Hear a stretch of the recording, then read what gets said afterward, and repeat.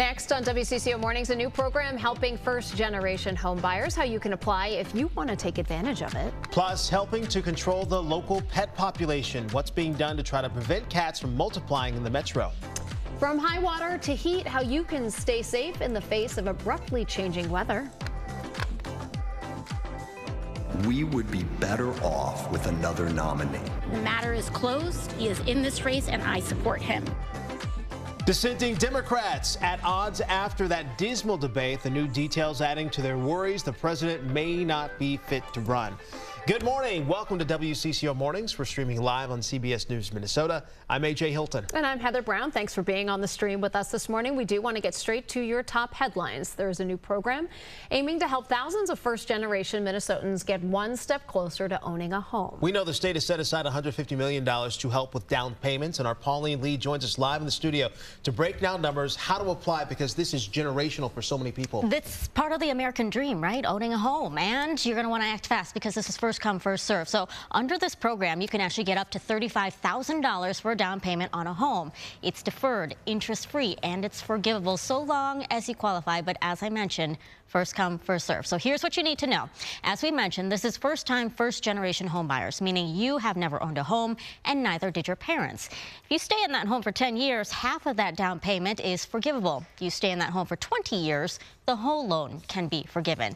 Now, this new program gives hope for first-time, first-generation home buyers like Philip Ward, who didn't think it would be possible to grow roots in a community.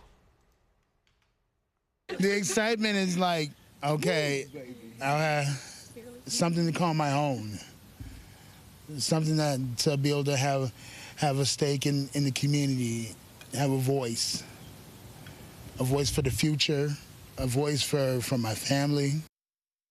And a lot of people want that too. Well, you may also be able to combine this program with one of Minnesota's other standard down payments or closing cost loan programs. If you're eligible, you can actually qualify for up to $53,000 in loans for down payments and closing cost assistance. But before you begin all of this process, there is a little course that you have to take online. That's to learn more about the process of buying a home and owning a home, finding a lender. And that can be found on the state's website. We do have a link to that on our website, WCCO.com. But again, can't stress enough, this is first come, first serve. That $150 million, it's going to go quickly. It's supposed to serve, what, 4,500 people. That's going to go quick. All right, Pauline, thank you. We've got a man fighting for his life after a shooting near the Metro Light Rail Station. We know that this happened in the Midtown Station on Lake Street just before 4 o'clock yesterday afternoon. Metro Transit police say the shooting stemmed from a fight that started outside Metro Transit property. Police say they have the shooting on video. They are reviewing it, but so far they have not made an arrest. Caught on camera, a serious crash in Brooklyn Center. The Minnesota State Patrol says this white car you saw right there running a red light causes the crash on Highway 252. Both drivers were taken to the hospital, but they are expected to be okay. The Animal Humane Society is no longer sterilizing cats for free. Its Community Cats program and no-cost trap-neuter return plans has been around for more than a decade. AHS says a $3.5 million budget shortfall has led to them to make some tough decisions. It now costs $75 a cat, a charge independent cat trappers and animal rescues say they can't keep up with. We believe that TNR, we know that it's the way out of this problem. We always say that we can't adopt our way out of cat overpopulation, but we can TNR our way out of it. As you can imagine, the financial burden is huge. This is why we depend on free spay and neuter services. Access to this is vital.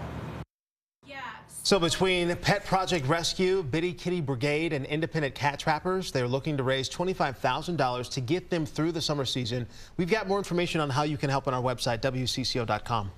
So we finally have some dry days in the forecast, but floodwaters will take some time to recede. So next weather meteorologist Lisa Meadows checked out the high water at some of the parks across the Twin Cities.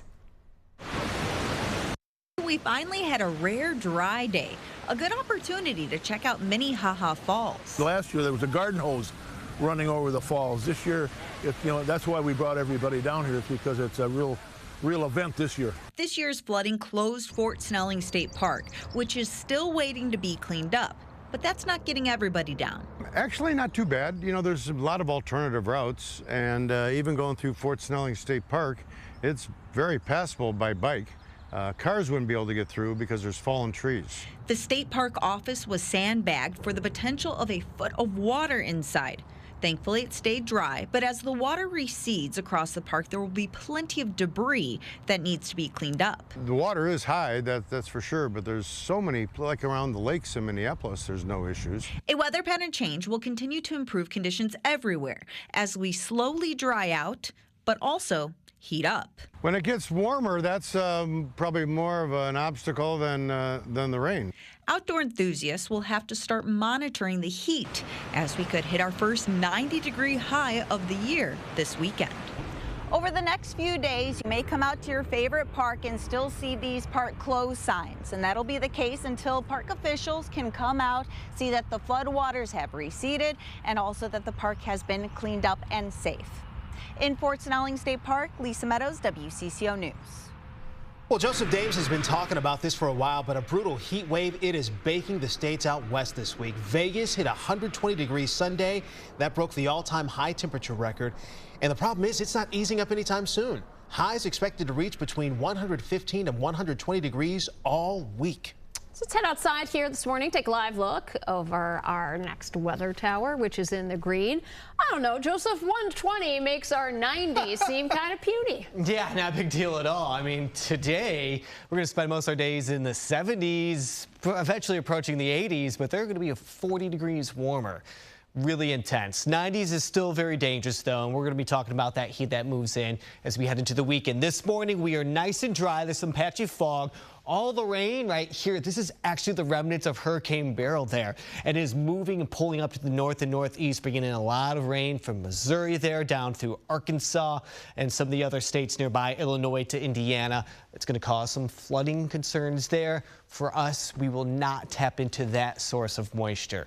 All right, let me show you what's going on, though.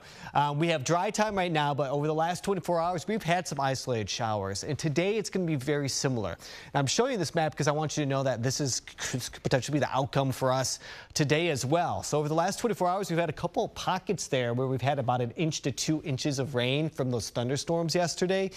Today, I think it's more so going to be down to the south and southwest as we get some afternoon kind of development going on. So next 12 hours, we'll be in the 60s, we'll get into the 80s, and we'll spend some of the day in the 70s as well, as I mentioned. But just watch out from about 2 to 6 p.m. I think that's really going to be our window for some passing thunderstorms.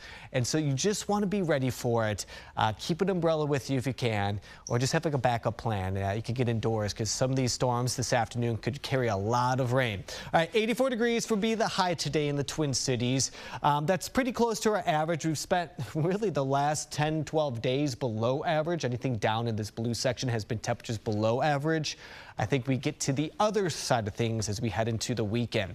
Beautiful blue sky right now. A little bit of smoke aloft is going to travel on down to the southeast in the coming days, so it might get a little hazy as well.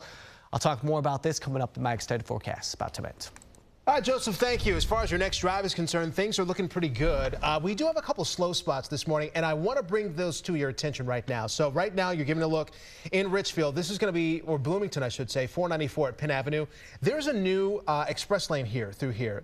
So if you look in the middle of your screen, right by the green, that's a new express lane. There's a new traffic pattern here. So this is slowing down traffic if you're not familiar with it. And it's the same case out if you go out east, too. So if you go up by Woodbury, it's the same story here. So traffic is starting to back up over here because there's a new traffic pattern. So right here is where it splits off.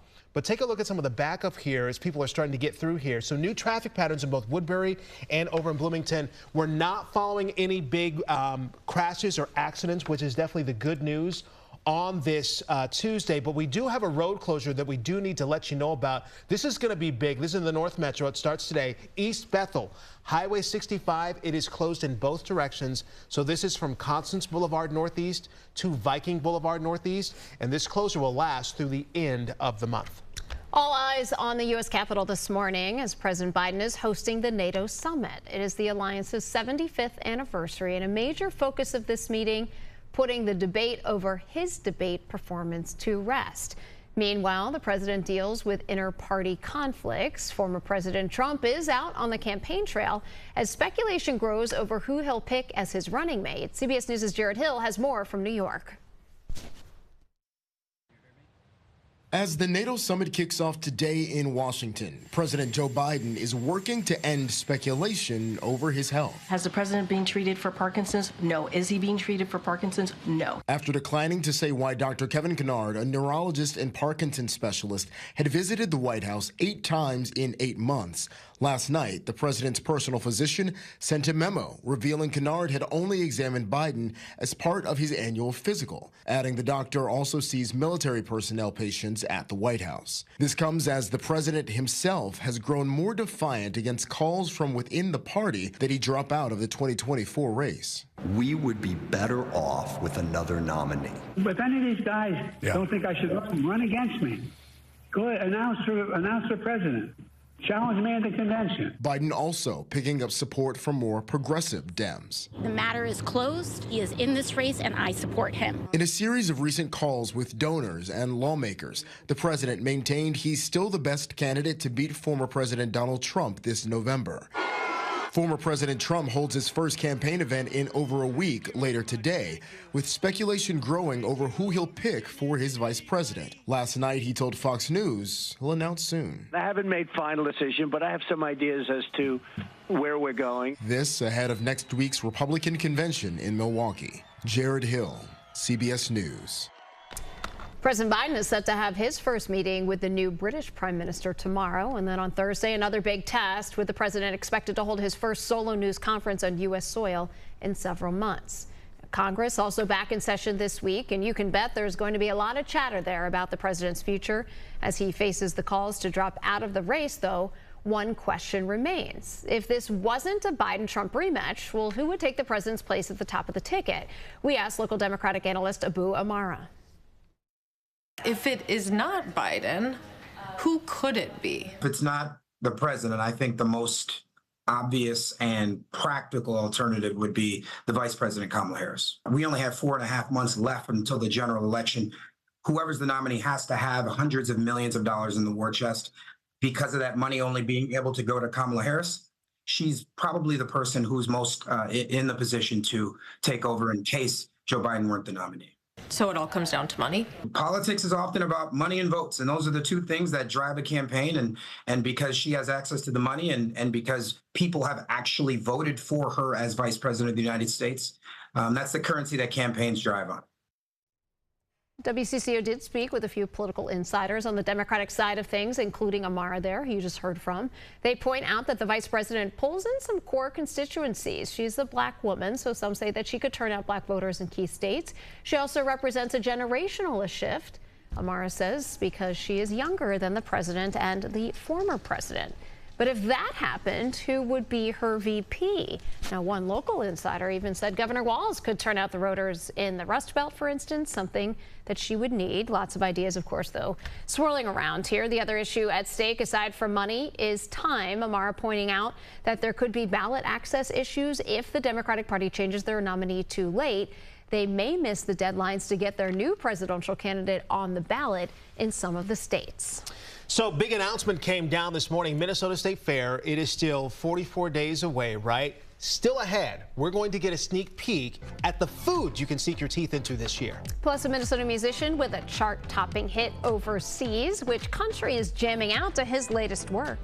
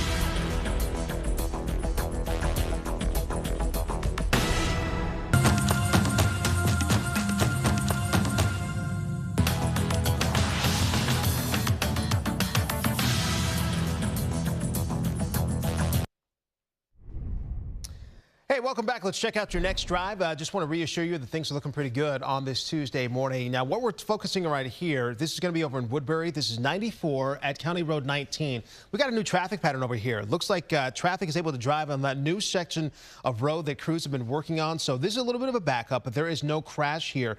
And it's the same case if you get closer to the metro. Once you get over to Bloomington, we've got a new traffic pattern over here. There's an express lane for all of our friends that are making their way west to east. So making their way toward Bloomington and toward the metro. But again, this is the viewpoint from 494 at Penn Avenue. Those new traffic patterns slowing things down just a little bit. But the good news is this morning we are not seeing any serious crashes, no significant slowdown. So you should be in pretty good shape this morning. I want to get to some of our other headlines we're following this morning. Minnesota, we know no stranger to successful musicians, right? Duh. WCCO photojournalist Tony Peterson just spoke with one who is celebrating a major accomplishment overseas.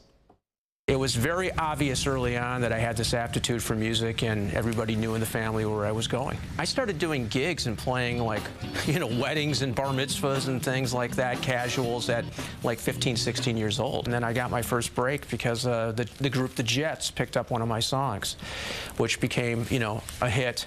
And then I was signed by Warner Brothers, so it was really obvious where I was heading. And then Andre Simone, who was very much behind me, brought me on to play bass for his wife at the time, Jody Watley, and that's what really catapulted me out onto the scene. The song was released about 3 weeks ago, and we immediately hit the jazz charts here, and simultaneously it was released overseas. It exploded, and it took off, and not even a week later, the next week, they called me last week, the week after, and said, you've now entered, which is almost unheard of. I entered the UK R&B Soul chart, which is one of the biggest charts in the world. We entered at number 4. And I've been in this industry for 43 years, and I've never heard of something entering a chart like that at number 4, unless you're Michael Jackson. There's a really interesting history with the song. So going back to 1989-90, when I was signed to Warner Chappell Music in Los Angeles, Randy Jackson, of course, American Idol fame, took an interest in me as a producer. He started hooking me up and connecting me with different songwriters. One that he felt would be an interesting person for me to collaborate with was a writer named Steve Brissett. We actually sat there and wrote this song in 20 minutes. The song was recorded but was never released. So now 30 years later, as I'm working on this album, I'm thinking of material and I'm going through it, I'm going, God, this would be a great song to resurrect because it's really special and it's really good. So I went and got Stokely, and we ended up getting Mesa. It turned out absolutely incredible. I've had 10 top 10 records as a writer-producer and multi-platinum hits, and to be able to have that sort of accomplishment is beyond. Tony Peterson doing a great job with that story, and best of luck to that musician as well, Mr. LaBelle. Great stuff there. So new this morning, got to talk about the State Fair, more specifically new foods that will be at the Great Minnesota Get Together this year. Here are a couple of them on the screen right now. You got Sausage Sister and Me, 3 piggy pals on a stick. You got Afro Poppers. I'm loving Baba's, though. The bacon, sour cream, and onion, that looks really good. I'll read the description. Sour cream and onion hummus topped with beef bacon, sumac tater tots, caramelized onions, scallions, French onion cream fraiche. Oh my gosh, it goes on and on. Looks amazing. There's one, Liz, can we keep going down? There's one that I really have my eye on. Oh, there it is. Stop, the press is right there. Hold the phone. Call your mama. Cookie Butter Crunch Mini Donuts. Say no more. Vanilla flavored mini donuts coated with vanilla sugar, topped with Biscoff cookie butter drizzle, cookie crumbles. Come on, you don't even have to say anything else. That's the first thing I'm getting at the fair. So scroll through this list. You see Sobo, they got those crab boil wings too. We know everyone loves dill. That was a big thing. So they got the dill pickle tots that are going to be there this year. This goes on and on and on. 6 new vendors this year at the fair, 33 food vendors. So, I mean, seriously, what is your favorite food that you are excited about? Let us know. This is our question of the day. So scan in right now, scan the QR code, it's on your screen. You can always go to WCCO.com/connect. Gonna get your thoughts on the new fair foods. Are you gonna check any of them out? Or do you have an old favorite that you're going to? Are you gonna get of course you're gonna get Sweet Martha's cookies. We know that. You're gonna get the fries. We know that too. Sound off though. The fair, by the way, it is coming up soon. August 22nd, 43 days away. Cannot wait. Do have to update you when it comes to our weather. If you got plans outside today, maybe the kids are going to summer camp. Plus, we do have more of today's top headlines and park problems. How an extended Parks and Rec strike could put a stop to some of your plans in the city of Minneapolis. And the biggest film festival in the country, is it coming to Minnesota? The bid to bring Sundance to here in just a few years.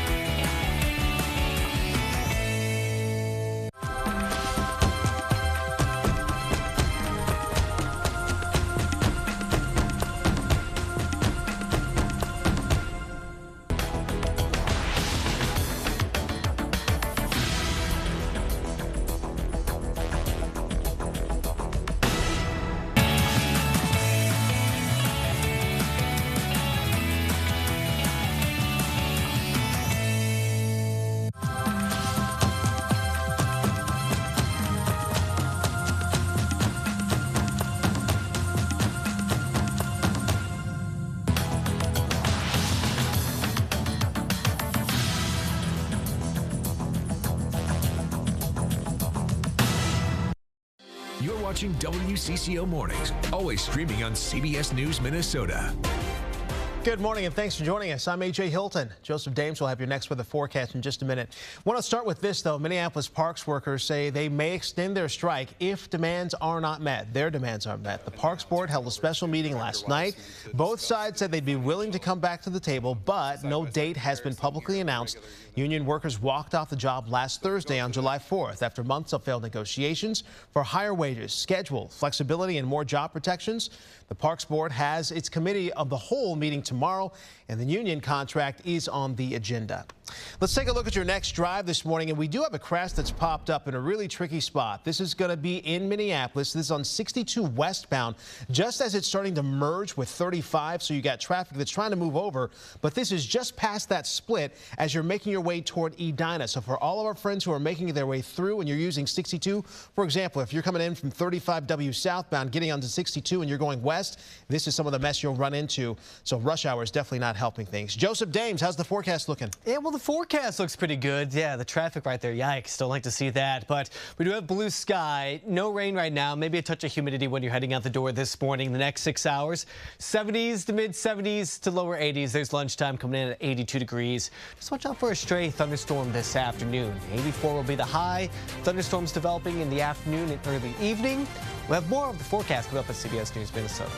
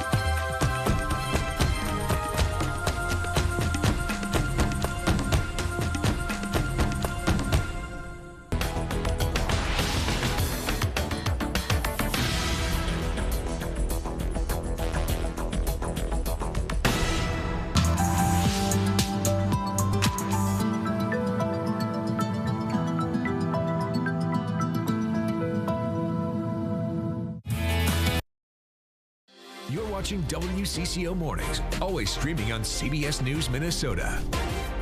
Next on WCCO Mornings, the strike from Minneapolis parks workers could be extended. We'll hear from both sides on the need to get a deal done and get workers back on the job. Plus, fireworks exploding inside of a car delay help to a driver who crashed into a tree and then a light pole. Plus, there's an effort to bring back the iconic red ruby slippers from the Wizard of Oz to Minnesota. Minnesota wants to be part of the Movies, the major film festival that could be making its way to the North Star State. Hey, thanks so much for joining us on this Tuesday. I'm AJ Hilton. And I'm Heather Brown. Good to be with you here today, marking 6 days since Minneapolis parks and work workers walked off the job and onto the picket line. And now they say they may extend their strike. Our Pauline Lee joins us live in the studio with a closer look at where negotiations stand. Well, right now they're still standing still. They haven't moved anywhere, even despite that special meeting that we told you about yesterday that happened last night. The contract for the union workers, it was on the agenda. They talked about it. Both sides agree that they want to get back to the bargaining table, but no date has been publicly announced for that just yet.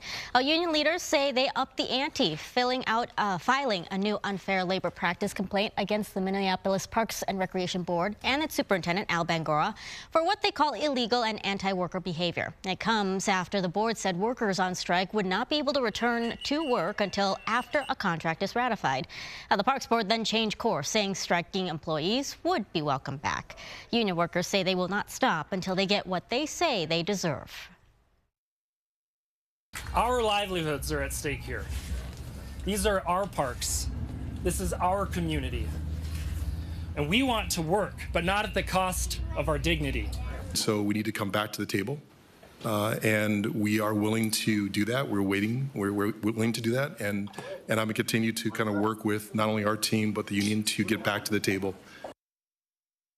And again, this is all over a wage increase, more protections on the job, some flexibility with the scheduling. They do have a meeting set for tomorrow. It's the Parks Board's Committee of the Whole. It's a closed-door meeting, but the the labor contract is on the agenda. And their strike was supposed to end tomorrow. They're supposed to be back to work on Thursday, but we'll see if that happens. In the meantime, we'll just have to wait and see. Delayed trash pickup, concert events canceled, probably more. Yeah, all right. Pauline, thank you for the update.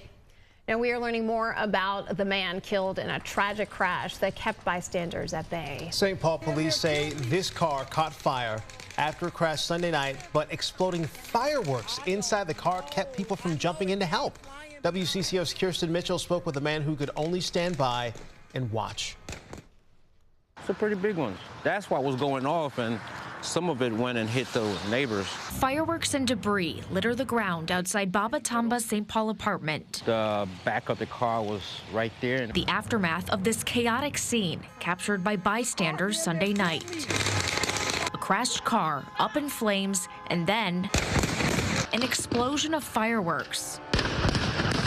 Baba and his neighbor ran out to help the driver. I went and grabbed the fire extinguisher, and he was using the pole right there to bust the glass. And the glass wouldn't bust because it was engulfed in flames. The driver was the only one in the car, and he didn't survive. I had to come see this for myself. He was Brittany Roberts' cousin, 22-year-old Robert Jones, a young father known as BJ. He was a great person. I mean, that's the best way to sum it up. So lively, so full of love, laughter. Police are still investigating, but say speed was a factor. We're very thankful that people want to run in and help, but it can be very dangerous. And in this case, it caused everybody to stay away from the vehicle, and they weren't able to help the driver in time. It's something Baba is still grappling with today. It was pretty hard for me.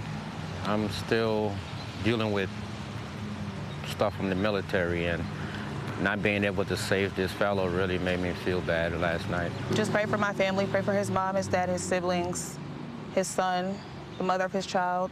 That's all that we can do. In St. Paul, Kirsten Mitchell, WCCO News. And we're also learning more about the sole survivor of a car crash in Big Lake over the weekend. This crash claiming the lives of two teenagers. 17-year-old Charles Gabrelsic was seriously hurt when the car he was a passenger in crashed into a tree in front of a person's yard. This is just off of Highway 25 early Sunday morning. His family telling us yesterday that his prognosis wasn't looking good for the chances of him ever walking again. Charles was known for his love of hockey and football. He played for the Junior Gold Elk River Youth Hockey Association and the high school football team there. His friends also worried about him losing his ability to do what he loves, but have learned of maybe some positive updates. The last that I've heard is that he is now able to move his arms and his upper body, and he is breathing on his own. So it's incredible.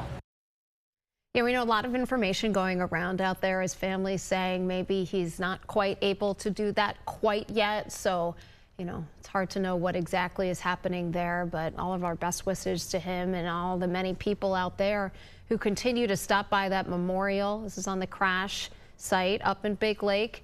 That's where the two 17-year-olds who died, Tony Kreider and Donovan Goebel. Elk River High School did announce that they will be opening up the school commons from 10 o'clock this morning till noon today to give students a place to gather together and support one another. Wisconsin state troopers are working with a bird's eye view this week. Troopers are riding along with truck and bus drivers to spot distracted drivers. The Wisconsin DOT says the state sees about 7,000 crashes a year involving large trucks and buses. 70 people died last year alone. They say larger blind spots in commercial vehicles making them extra important to avoid distractions while behind the wheel. If we can save one life out there, if something that we do can make somebody understand that something that they do in their car would save their life, that's what we're trying to do this week. That initiative is happening all this week across the state of Wisconsin. 7:37 right now. Let's check in with Joseph here this morning. Should be a similar day to what we saw yesterday, right? Copy and paste pretty much, yeah. Another day where we get some scattered thunderstorms in the afternoon. That's really all you have to worry about. That's our big next weather factor for today. In the grand scheme, I'm talking about the next 5 to 7 days, it's going to be the humidity that increases that's going to be a problem. Summer's finally moving in, though. Yeah, we've had a lot of 70s. We've yet to hit 90s, and I think that's going to happen by the time we head into the weekend. Temperatures will continue to build all week, so it's going to get steadily warmer as we go through the week, eventually topping off likely in the lower 90s. At least we'll get another shot at it. It will definitely feel like it, though, because of the humidity that's going to be in place. We'll have heat indices building into the 90s by the time we head into probably Friday, maybe as early as Thursday. It may even feel like that today if we get some of that humidity out there or the air temperature warms up enough. Well, a lot of heat alerts out to the west. Yeah, those are just excessive heat warnings, heat advisories, just a collection and a catalog of all the heat alerts. They're dealing with that out west. They're seeing triple-digit heat. Down to the south of us, this batch of moisture, that's actually the remnants of Hurricane Beryl that's pulling that tropical moisture up into the Midwest, dealing with flooding problems there for areas of Missouri, Illinois. They may pick up 2 to 4 inches of rain as this finally skirts to the east. It will avoid us, but we will tap into some of that moisture. We'll use that moisture for the thunderstorms in the afternoon.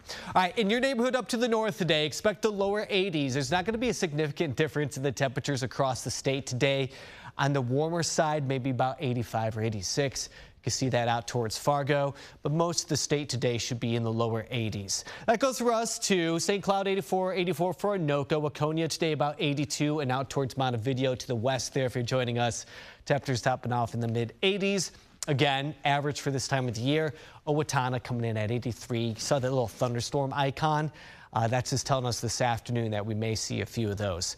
In fact, let me show you on the future radar. This is going to help us out. Notice as we work through the morning, there's not a lot occurring, but we get to about 1, 2, 3 p.m. Then we start seeing some of these isolated storms developing.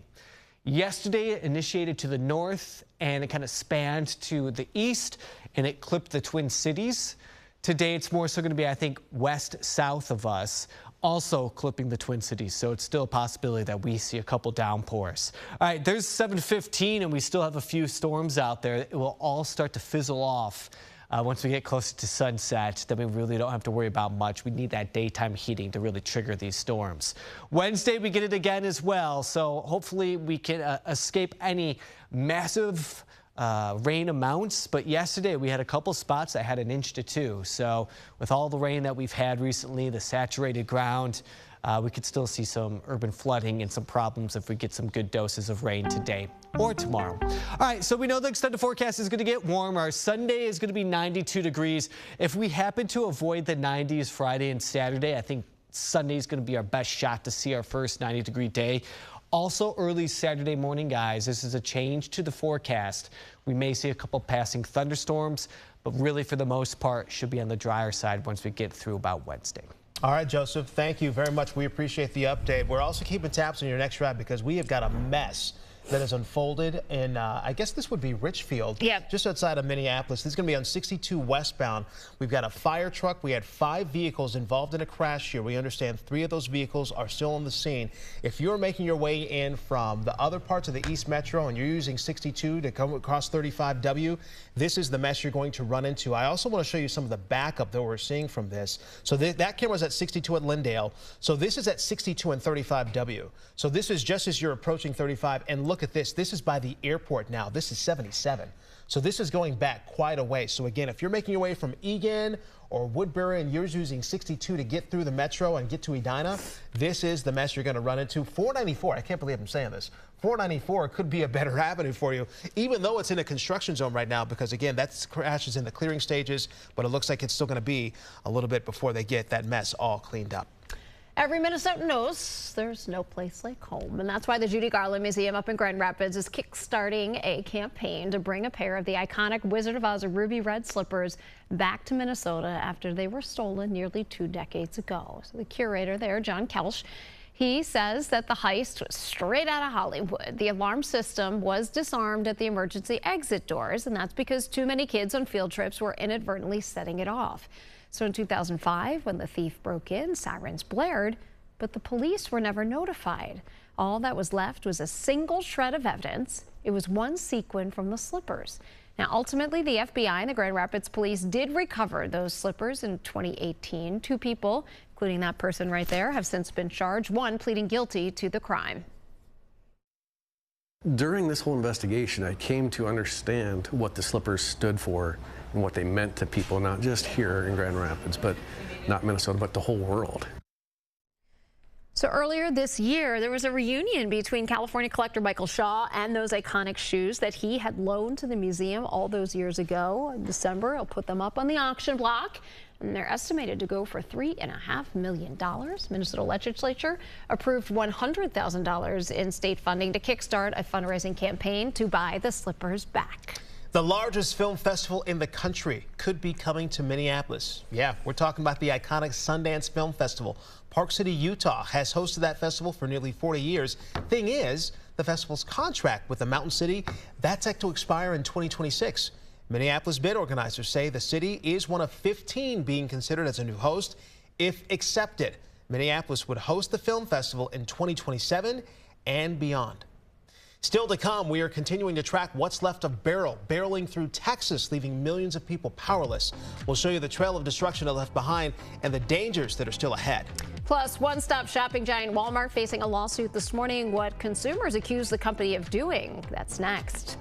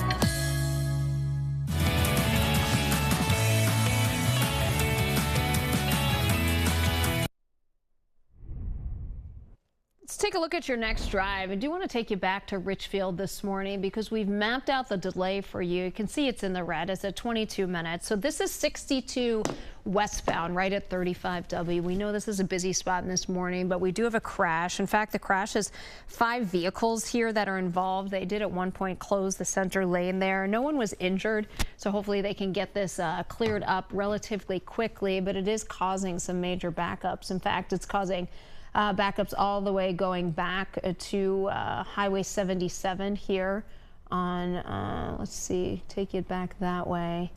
Yeah, let's see if it takes us all the way there. So yeah, 62 just slowing down there. We know this is a busy spot this time of morning, as we said. So your next drive, it actually looks decent here.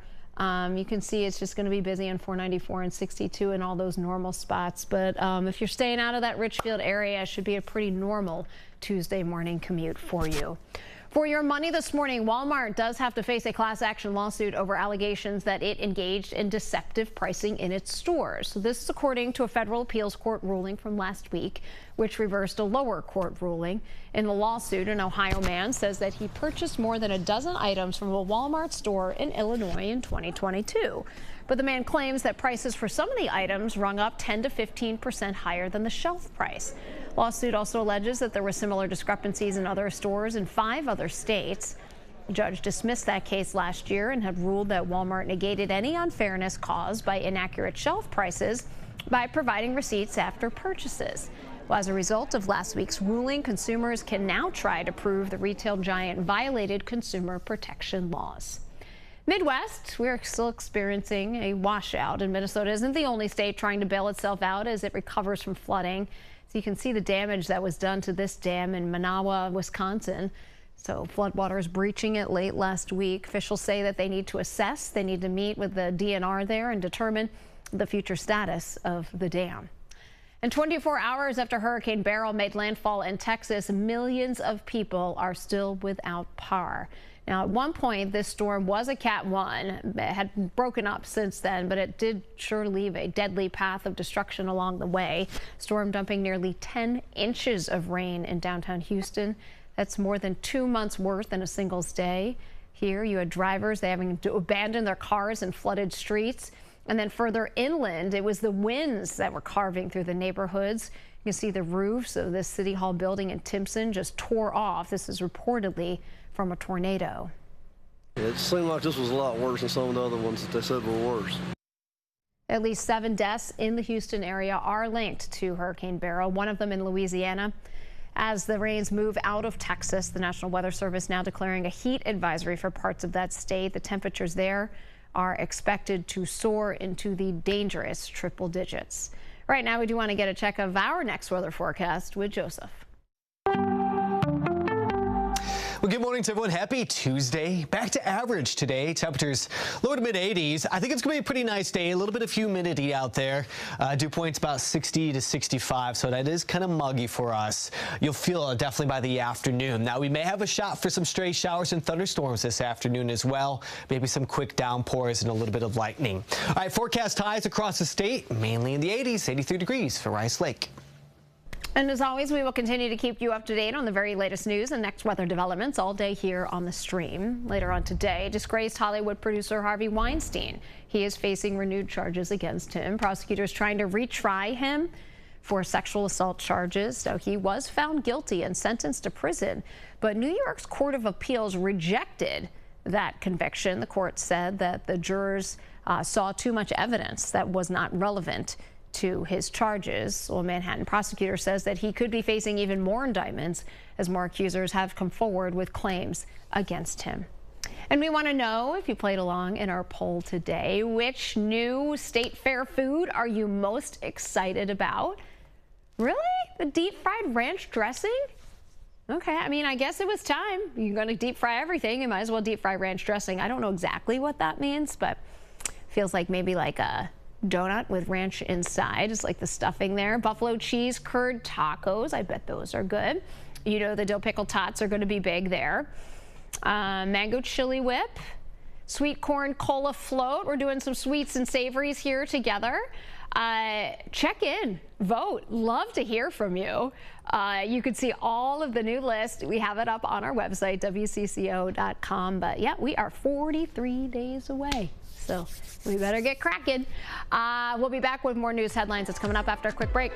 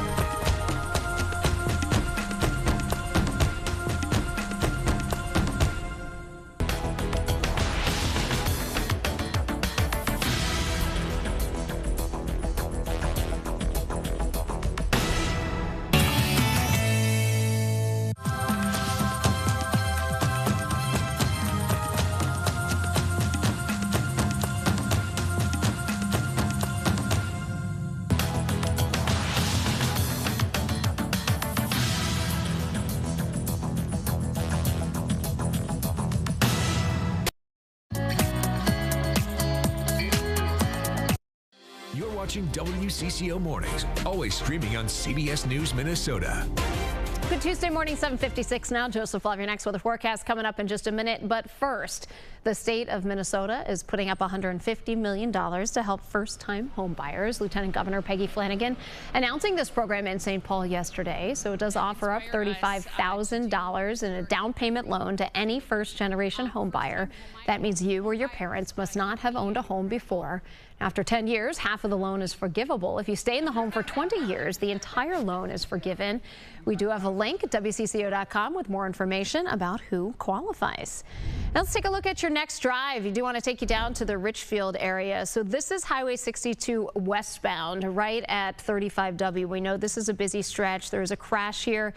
Originally, it involved 5 cars. No injuries here, but hopefully they're starting to get that in the clearing stages. But you can see there is a backup here on 62 westbound. It's in the red. It's a 21 minutes delay here in this spot. We know this is a busy stretch, and been a busy stretch also along 494 in that area as well. Joseph? Yeah, it's going to be a nice dry start, though, and we have sunshine out there. If you're going to be out there for the morning, just look for this type of view. Now, this afternoon, we'll have a few more clouds starting to develop, and we'll probably have some passing storms like we did yesterday. Very hit or miss. Temperatures building into the mid-80s today, and we'll go with 84 degrees. More on your forecast at CBS News Minnesota.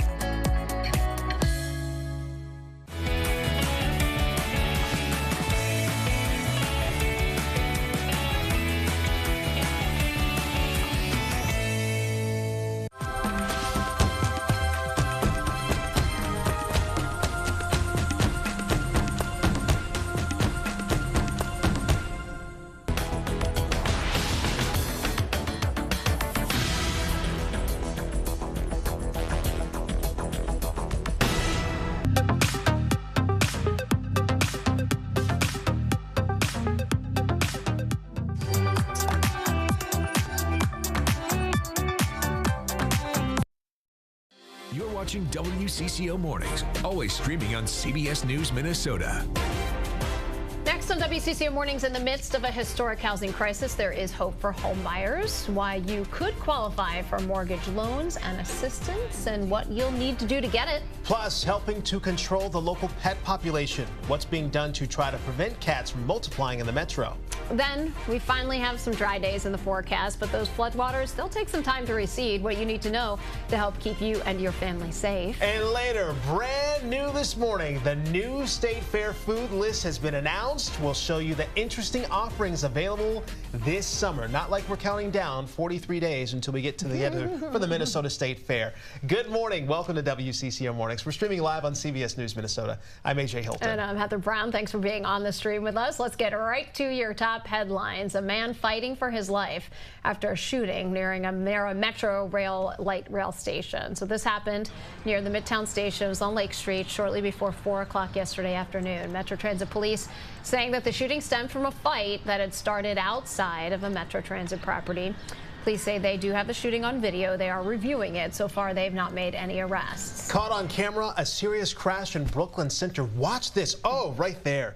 Minnesota State Patrol says the white car you saw there ran a red light, causing that crash on Highway 252 as you watch it again.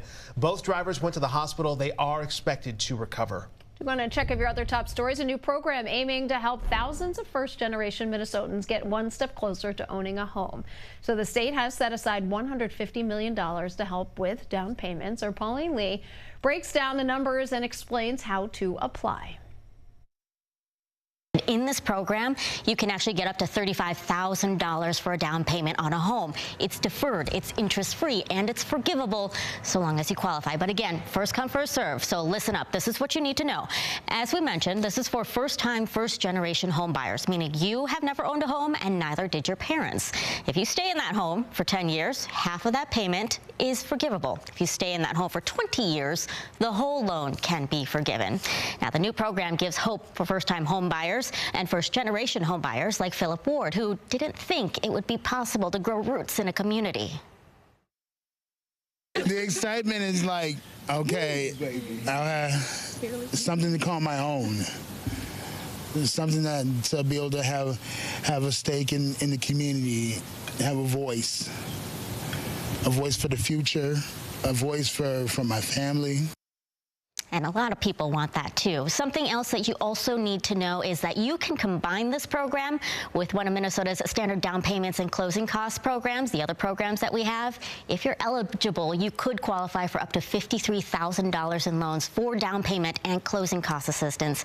Before you begin all of this, though, there is a little bit of a course that you have to take online to learn more about the process of buying a home, owning a home, finding a lender, and that can be found on the state's website. And we do have a link to that on our website at WCCO.com. Pauline Lee reporting there. The Animal Humane Society is no longer sterilizing cats for free. Its community cats program, a no-cost trap neuter return plan, has been around for more than a decade.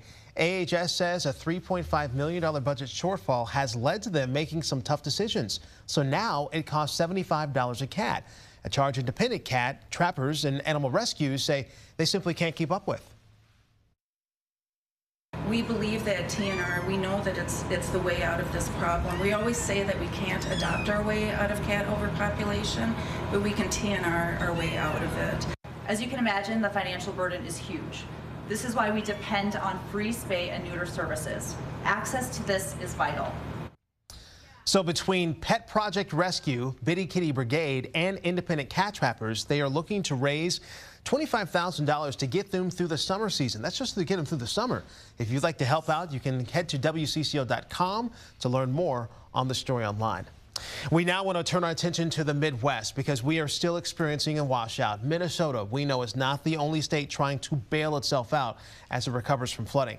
Check out this damage. This is from a dam in western Wisconsin. This looks eerily similar to what we experienced last week here in Minnesota. Floodwaters breached it just late last week. Officials say they still have to assess and meet up with the Department of Natural Resources to determine the future status of this dam in Wisconsin.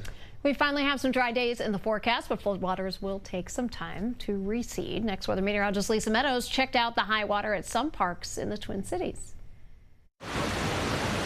We finally had a rare dry day, a good opportunity to check out Minnehaha Falls. Last year there was a garden hose running over the falls. This year, that's why we brought everybody down here, is because it's a real event this year. This year's flooding closed Fort Snelling State Park, which is still waiting to be cleaned up.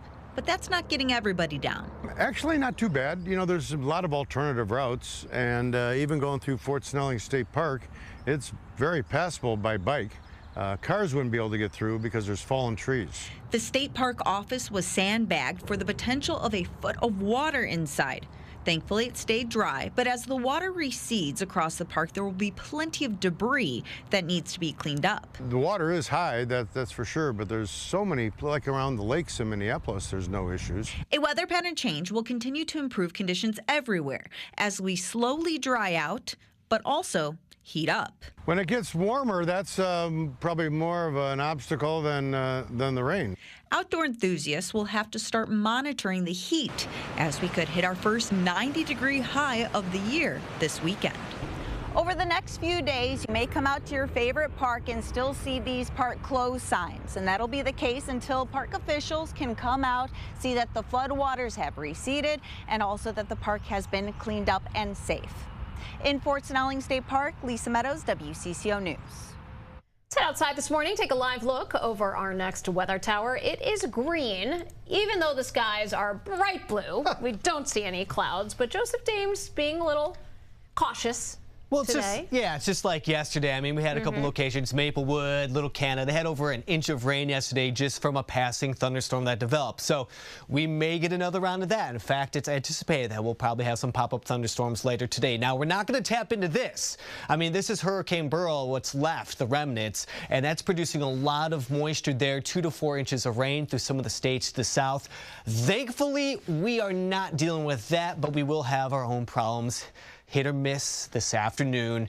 Just know that some of you will completely avoid the rain today. Others may be dealing with some rain in the form of just some passing storms. In fact, check out the rainfall estimate from the last 24 hours. This is what I was just discussing, right? Just around St. Paul, north of St. Paul there. Yesterday, 1 inch to 2 inches of rain just like that over a short period of time. That may happen again today, but I think most of the storms are actually going to be more so to the west versus east today. All right, next 12 hours, we're going to go with 80s, clouds developing. Yes, not a lot here this morning, but that's how it started yesterday. That's how it will probably begin tomorrow as well, just so you know. But heading into the afternoon, there you go. Temperature's about 84 degrees. We'll have a window for some storms from about probably 1 to 6 p.m. We could potentially see that developing before we settle down heading into tonight. So the forecast high today in the 80s across the state. A little bit cooler there for the North Shore, but that's pretty typical. We've had a lot of cool days. In fact, look at all these bars going down towards below normal. Well, we're going to flip it all upside down heading into the weekend. We're actually going to start seeing some warmer temperatures. In fact, we may get our first 90-degree day. It's going to feel even warmer due to the humidity. I want to break down your extended forecast. We'll get to that in about 10 minutes. All right, Joseph, thank you. Let's take a look at your next drive this morning because we have had a couple things that have popped up in just the last few minutes. So you can see right now the traffic map. We do have a couple exclamation points on there. One of those in Minneapolis, it looks to be in the clearing stages, but we do want to take you up north of the metro this morning. Let's show you the latest crash we're following. This is going to be on 694 at Silver Lake Road. So the crash itself is going to be westbound. This is in New Brighton. It looks like we do have several vehicles that are involved in a crash here. 1, 2, 3. It looks like we do have first responders on scene, slowing down traffic just a little bit. But we just wanted to show you that we are continuing to follow accidents around the metro that are popping up.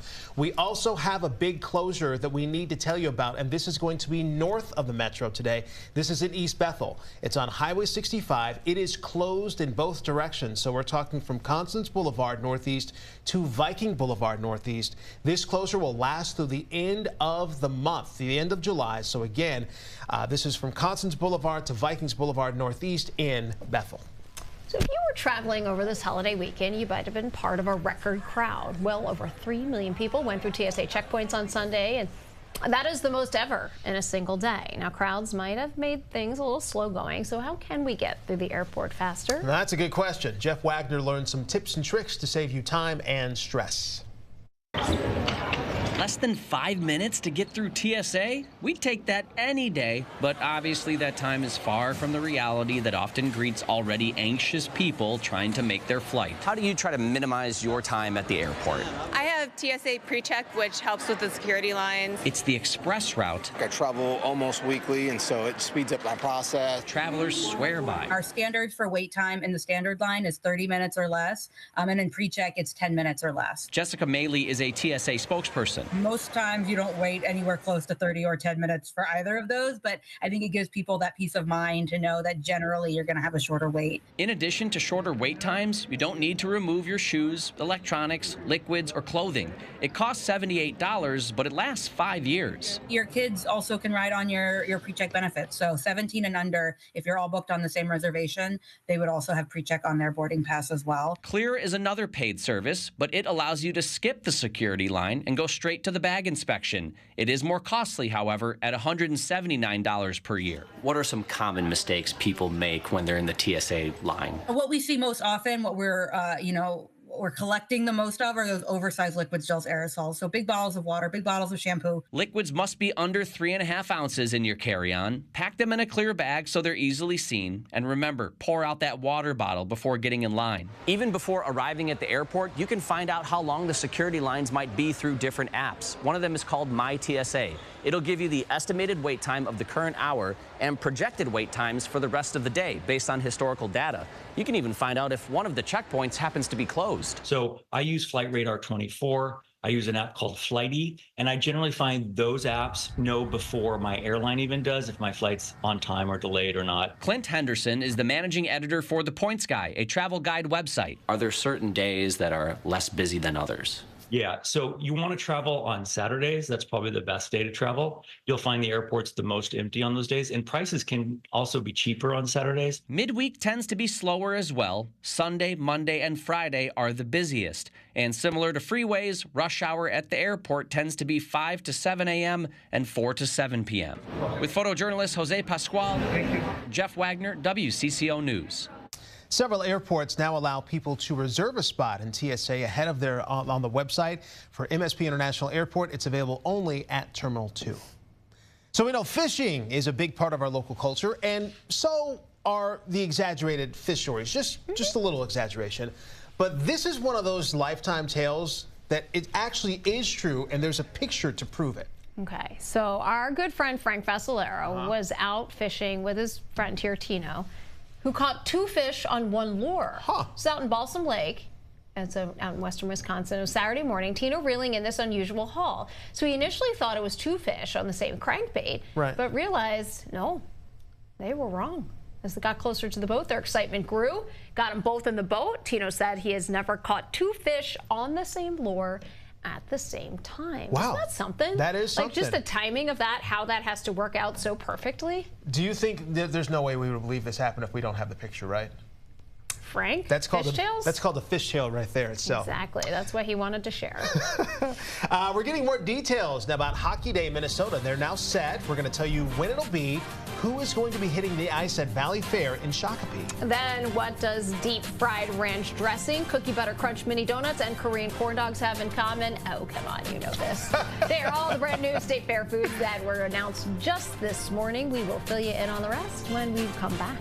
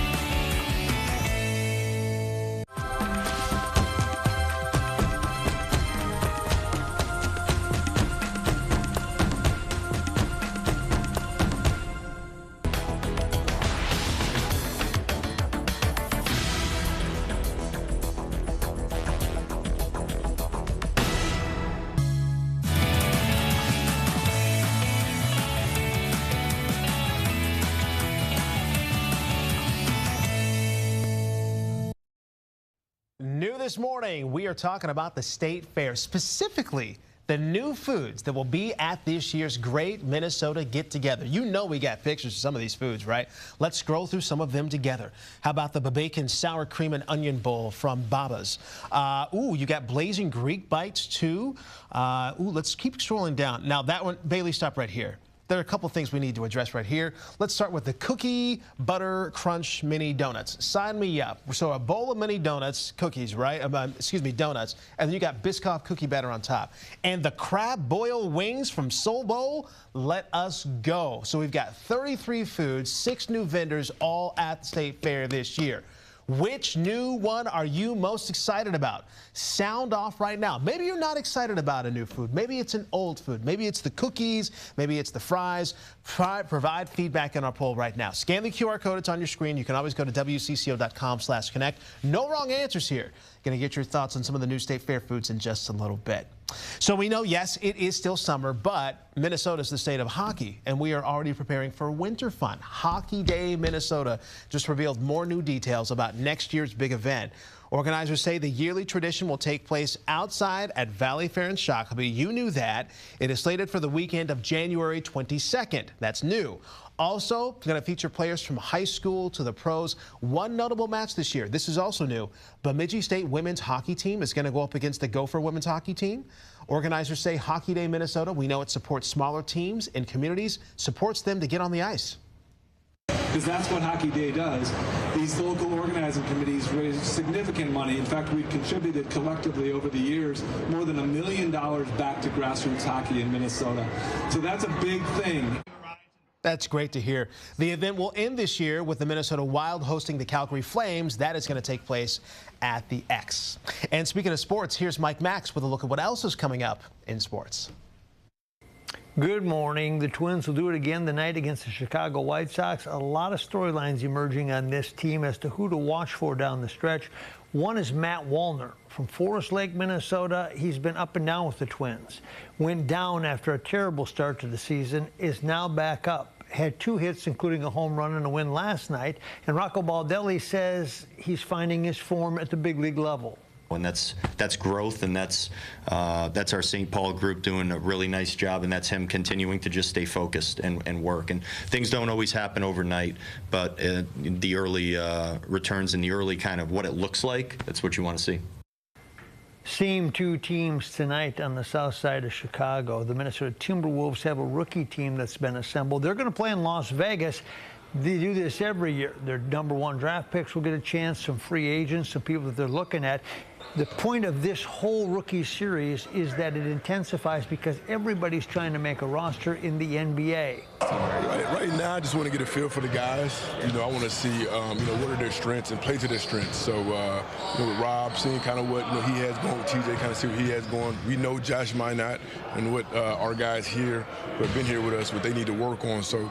Minnetonka star Elia Crump has decided she will play her college basketball at the University of Texas. She'll be a senior at Minnetonka, where she helped lead them to a state championship last year. She's already in on the NIL money. She is signed with LeBron James' marketing arm, and I'm told makes $60,000 to $70,000 a year right now. Hall of Fame next week for Joe Bauer. Hall of Fame next week for Greg Gagne. Yes, all-star wrestler extraordinaire. His father, a famous wrestler. Greg will go in as well in Oklahoma. Yes, it's a great honor, but it also came with a price. A lot of injuries. I've had 5 back surgeries going.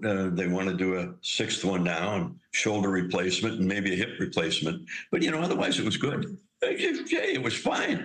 Tonight at 6 on WCCO TV, we take a look at Tyler Wall. He's playing for the Timberwolves. He's got an invite as a free agent. He went to Lakeville North, and the person that inspired him. That's at 6 o'clock today at WCCO TV. For CBS News Minnesota, I'm Mike Max, and that is your morning sports update. All right. Thank you, Maxie. Still to come, we do want to update you on today's weather, I should say, plus more of today's top headlines. Make sure you stay with us.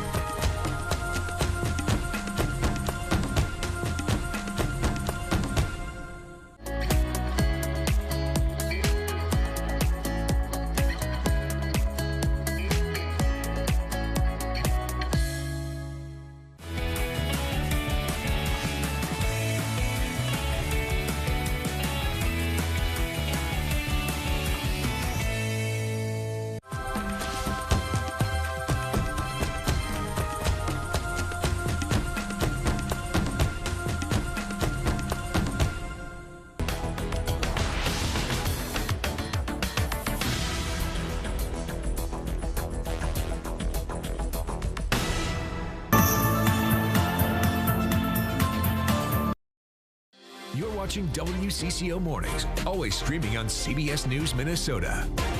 Good morning, everyone. Thank you for joining us. I'm Pauline Lee. Joseph Dames will have your next weather forecast in just a minute. But first, a campaign is now underway to bring back the iconic ruby red slippers from The Wizard of Oz to Minnesota. Someone stole them back in 2005, but they were recovered in 2018.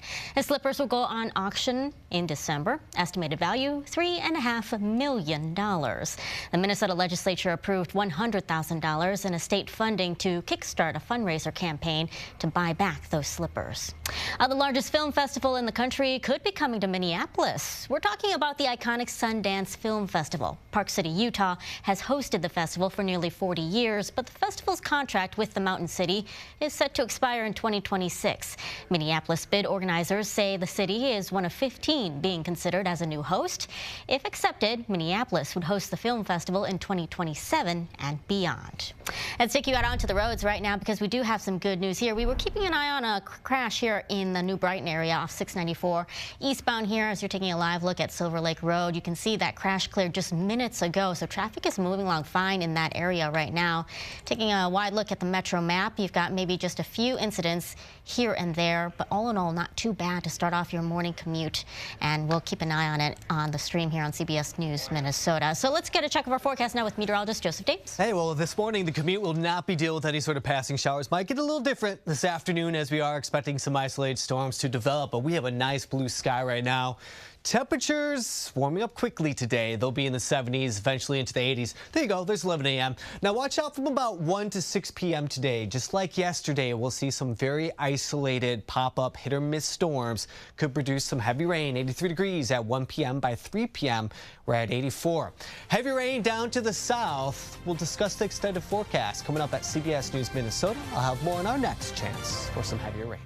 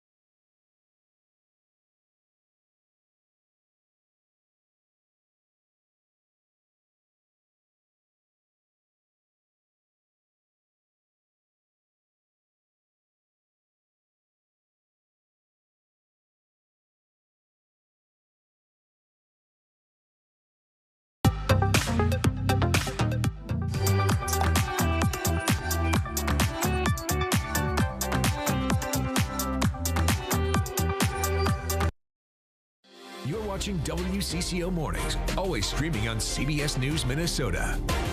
Next on WCCO Mornings, the strike from Minneapolis Parks workers that could be extended. We hear from both sides on the need to get a deal done and get workers back on the job. Then more about a devastating car crash in Big Lake over the weekend and what we're learning about the only survivor. Plus, a Minnesota musician is chart-topping hit overseas. Which country is jamming out to his latest work? And later, an update on where Hurricane Beryl hit this morning and how officials are asking residents to move forward. Good morning, everyone. Welcome to WCCO Mornings, streaming live on CBS News Minnesota. I'm Pauline Lee. And I'm Shayla Reeves. Thanks so much for joining us. Let's get to your top stories this morning. Minneapolis Parks workers now say they might not get back to work when a week-long strike ends. But the city is now saying it wants to go back to the negotiating table. David Schuman has the latest on the developments.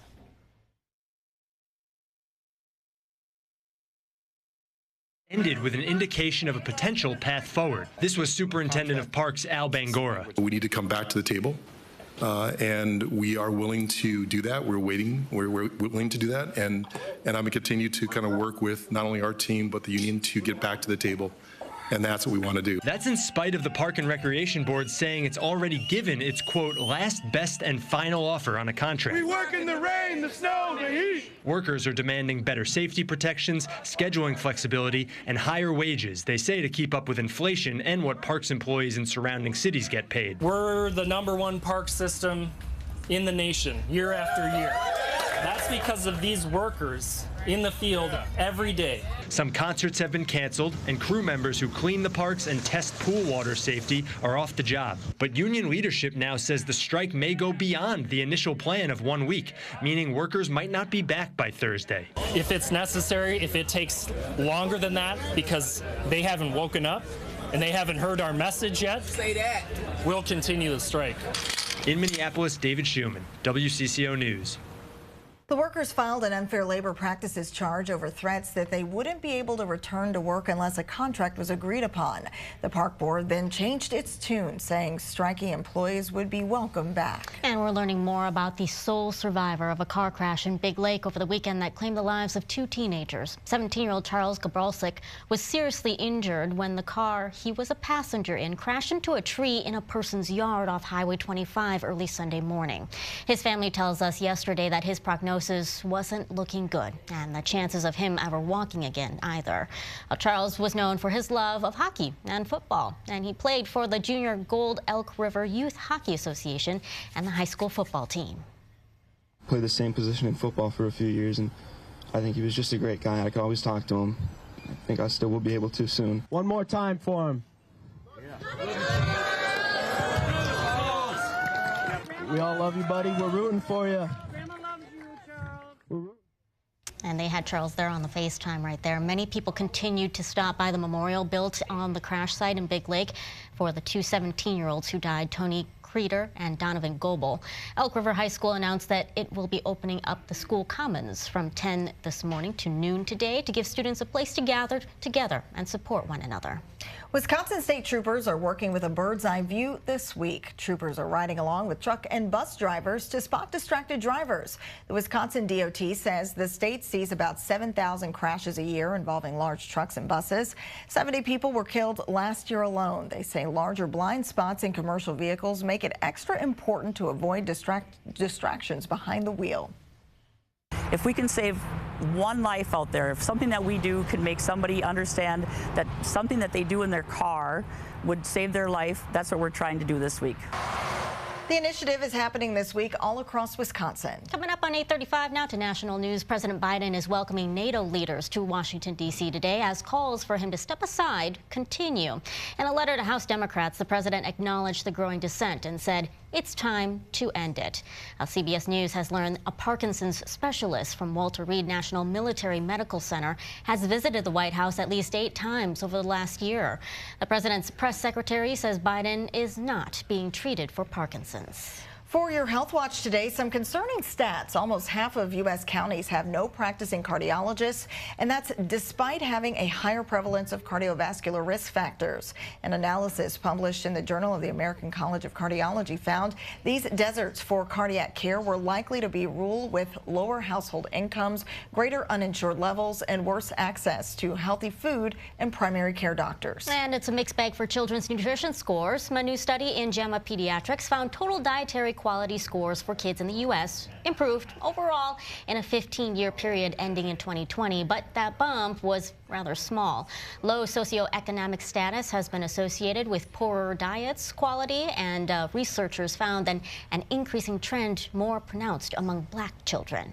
Here's a live look outside. Clear blue skies this morning. The weather tower is shining green. Of course, meteorologist Joseph Dames keeping an eye on what's to come for us. Yeah, maybe a chance for some more isolated showers this afternoon. Nice start, though, this morning. Can't beat it. Get out there, enjoy some of this nice weather. A little humid out there. You'll definitely feel that, but that humidity will actually probably increase as we get into the afternoon and definitely increase as we go through the week.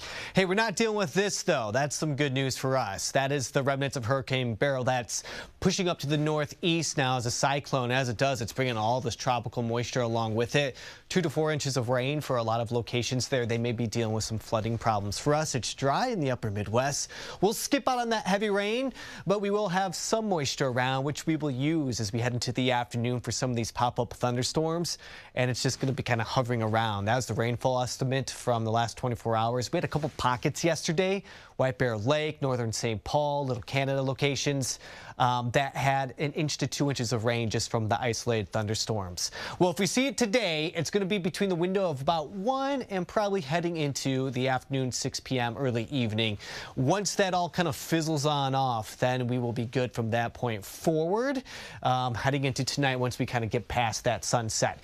Kind of see at 9 a.m. we're at 75 degrees. By noon, we're at 82. So we do have some dry time. It's going to be early, and then we'll have to see about the afternoon. Again, very hit or miss. Like yesterday, some portions of Minneapolis didn't deal with the rain, and just the city over had some very heavy rain. All right, forecast highs across the board today should be in the 80s. A little bit cooler maybe up to the north there. If you're going to be in the North Shore, you can find some of that maybe more comfortable air. But the rest of us, a very similar high forecast for today, between about 80 to 85 degrees. Well, over the past month, we've had more below average days than not. We had to really hunt for some of those warm above normal days. This one right here was our 89-degree temperature that we had, where we were so close to hitting 90. We didn't do it. We still have yet to hit 90 degrees. I think that's all going to change by the time we head into probably the weekend. This stretch right here was a very wet and cool stretch for us. And hopefully we'll have a few more kind of cool, comfortable days kind of embedded into some of the warmer days coming up. That was the live view outside right now. You might see a bit of a haze, and let me explain why. We still have some smoke that's trying to move on in from the north and northwest. I'm going to take you through the day today, and I'll zoom on in so you have a better idea of what's coming up. You can kind of see these orange and yellow hues right here. That's just indicating maybe a thicker dose of some smoke coming through. But this I really want to focus on is aloft, all right? So it's not going to be at the surface. It's not going to make things really, really smoky, but it is definitely certain that we'll probably see a bit of a haze out there as well. Some of that thicker smoke is going to travel down to the south and southwest across portions of western Minnesota, bringing in a bit of a haze there as well before things clear up just a little bit. As far as visibility goes at the surface, no problem there. 10 miles, we're good, and we will stay good as we kind of continue through time. Current weather conditions are nice and dry, but coming up, we'll definitely talk more about those pop-up thunderstorms, and I'll show you that 7-day forecast. I'll get that coming up here right around 8:55 to 9 a.m. All right, sounds good. Thanks, Joseph. Well, let's take you out onto the roads right now as we say good morning to all of our friends on the border. This is a look from the Minnesota side near Lakeland. Live look at 94 westbound here at Highway 95. You can see traffic moving along great this morning, and that's really the story of the morning here. But I do want to pass along a road closure that is happening today. This one's way up north here near the East Bethel area. So it's Highway 65 now closed now in both directions from Constance Boulevard Northeast to Vikings Boulevard Northeast, and it's going to be closed through the end of the month for construction. Minnesota is no stranger to successful musicians. WCCO photojournalist Tony Peterson just spoke with one who is celebrating a major accomplishment overseas. It was very obvious early on that I had this aptitude for music, and everybody knew in the family where I was going. I started doing gigs and playing, like, weddings and bar mitzvahs and things like that, casuals, at like 15, 16 years old. And then I got my first break because the group The Jets picked up one of my songs, which became, a hit. And then I was signed by Warner Brothers, so it was really obvious where I was heading. And then Andre Simone, who was very much behind me, brought me on to play bass for his wife at the time, Jody Watley, and that's what really catapulted me out onto the scene. The song was released about 3 weeks ago, and we immediately hit the jazz charts here, and simultaneously it was released overseas. It exploded, and it took off, and not even a week later, the next week, they called me last week, the week after, and said, you've now entered, which is almost unheard of. I entered the UK R&B Soul chart, which is one of the biggest charts in the world. We entered at number 4. And I've been in this industry for 43 years, and I've never heard of something entering a chart like that at number 4, unless you're Michael Jackson. There's a really interesting history with the song. So going back to 1989-90, when I was signed to Warner Chappell Music in Los Angeles, Randy Jackson, of course, American Idol fame, took an interest in me as a producer. He started hooking me up and connecting me with different songwriters. One that he felt would be an interesting person for me to collaborate with was a writer named Steve Brissett. We actually sat there and wrote this song in 20 minutes. The song was recorded, but was never released. So now 30 years later, as I'm working on this album, I'm thinking of material and I'm going through it, I'm going, God, this would be a great song to resurrect because it's really special and it's really good. So I went and got Stokely, and we ended up getting Mesa. It turned out absolutely incredible. I've had 10 top 10 records as a writer-producer and multi-platinum hits, and to be able to have that sort of accomplishment is beyond.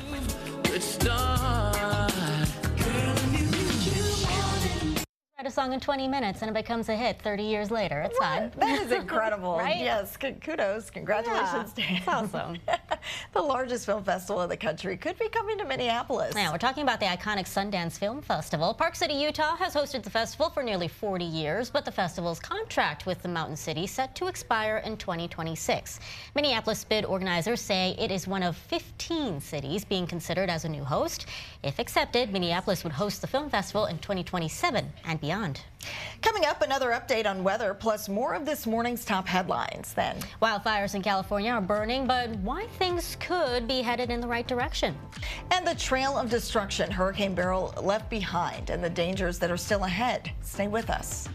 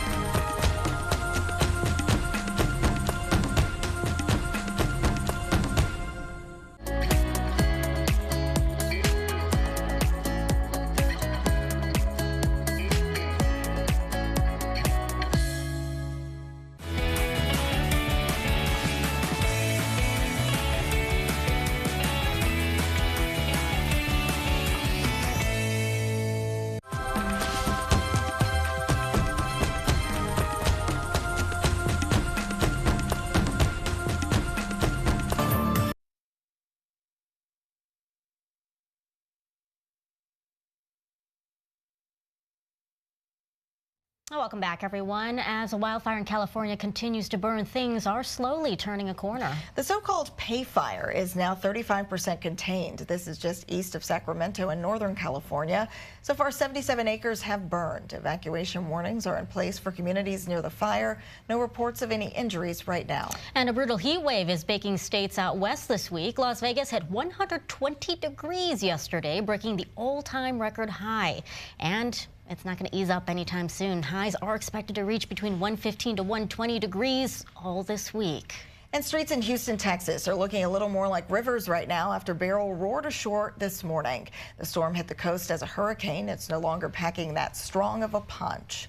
But as Janet Shamlian reports from Sugar Land, Texas, officials are asking Texans to play it safe. Beryl lashed parts of southeast Texas with heavy rain and gusty winds, hours after making landfall as a Category 1 hurricane. Please, Houstonians, anyone that can hear my voice, shelter in place. Shelter in place. We're in an emergency. Emergency crews have been busy, making more than a dozen high water rescues, including a man who drove onto floodwaters on Highway 288 in South Houston. Storm surge rose to about 7 feet in areas just west of Galveston Bay. Yeah, it seemed like this was a lot worse than some of the other ones that they said were worse. Residents in Palacios, southwest of Houston, inspected damage to their homes and counted their blessings. That tree limb right there could have been through the roof of our house instead of our shed. That one could have gone on our house instead of this way. While I would say the heaviest part of the storm has passed us by, we're still feeling the impacts here. There is no power here. Everyone I know in the Houston metro area is out of power right now. Utility companies across the state are now working overtime to reach millions of homes and businesses left in the dark. Beware of live wires that may have come down as a result of some of the debris that we find in the city, but most importantly, stay safe. Beryl already battered Mexico's Yucatan Peninsula and several Caribbean islands last week. The storm is expected to impact Oklahoma and Arkansas as it continues to head north. Janet Shamlian, CBS News, Sugar Land, Texas. And it's 8:48 now. As we take a live look outside here, we have plenty of sunshine, but we are anticipating a little bit more rain on the forecast, so it's time to check in with next weather meteorologist Joseph Dames to time out your day. Well, it's going to be an average July summer day. Temperatures right around the lower to mid 80s. 84 degrees is now the metro average, but we also have a shot for maybe some isolated thunderstorms heading into the afternoon. Very similar to yesterday, kind of a copy and paste forecast. You can see the highs out to the west. Some of the local communities nearby, about 84 degrees. Plymouth 84, Blaine 84. Yep, all those locations right there, hitting right around average. Isolated shower this afternoon is possible too. Drying up as we head into tonight. All right, thanks, Joseph. Now let's take a look at your next weather lens and see what's happening in your neck of the woods. This is a picture from Jody near Hinckley. She says there was a glow around the farm.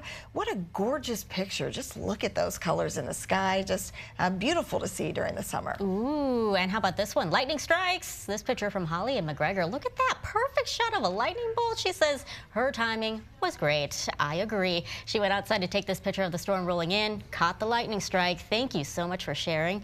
If you see any news or weather in your neighborhood, do send us your pictures and your videos anytime. You can always find us at WCCO.com/photos. And now we want to go ahead and check out your next drive. Here's a look at Highway 62 westbound near Highway 100. Just your normal morning slowdown. We are keeping a close eye on a couple of other incidents that have been reported. We're trying to get some information. I-94 westbound, a crash between 3rd Avenue and Hennepin. We're keeping an eye on that. Came in about 10 minutes ago.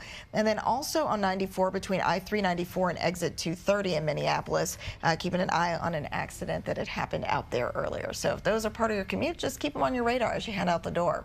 Did you play along this morning for today's poll? We asked you which new Minnesota State Fair food you were most excited about.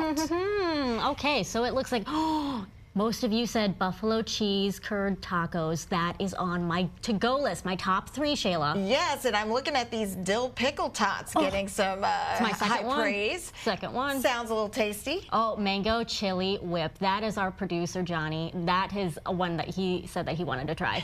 Yep. And then it looks like we're coming in here. We've got the sweet corn cola float, the cotton candy iced tea, and the deep fried ranch dressing. Okay, I just don't understand. I don't understand understand that concept. I don't understand how you're going to deep fry ranch dressing. Well, you got to go to the fair and find out. Apparently. I don't know. Which one's on your list? So I want to try the Afro Poppers. They're not up there. Those look kind of tasty, and they've got some little donuts that are new this year that look pretty good. Lots of good things to try out at the Sears Fair. As always, we'll continue to keep you up to date with the latest news and weather developments all day right here on the stream. Coming up today on Mid-Morning at 9, we're finding out about the story and recipes behind a new cookbook from Appetite for Change. Thanks so much for spending some time with us today on the stream. We'll be back with more news and weather headlines coming up after a quick break.